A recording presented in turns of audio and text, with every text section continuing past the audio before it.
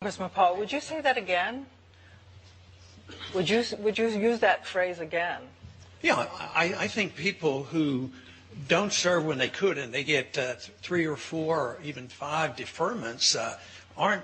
They have no right to send our kids off to war and not be even against the wars that we have. I'm trying to stop the wars, but at least, I went when they called me up.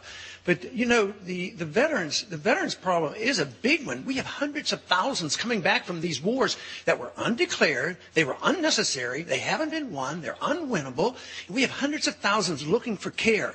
And we have an epidemic of suicide coming back. And so many have, if you add up all the contractors and all the wars going on in Afghanistan and in Iraq, we've lost 8,500 Americans and severe injuries over 40,000. And these are undeclared wars.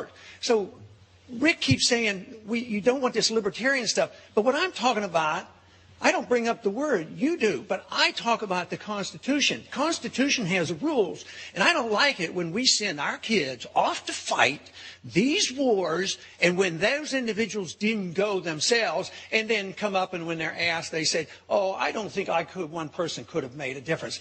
I have a pet peeve that annoys me to a great deal because when I see these young men coming back, my heart weeps for them.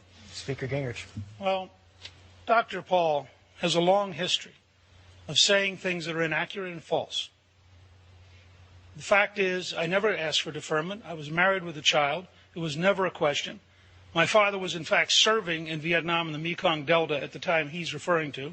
I think I have a pretty good idea of what it's like as a family to worry about your father getting killed, and I personally resent the kind of comments and aspersions he routinely makes without accurate information and then just slurs people with.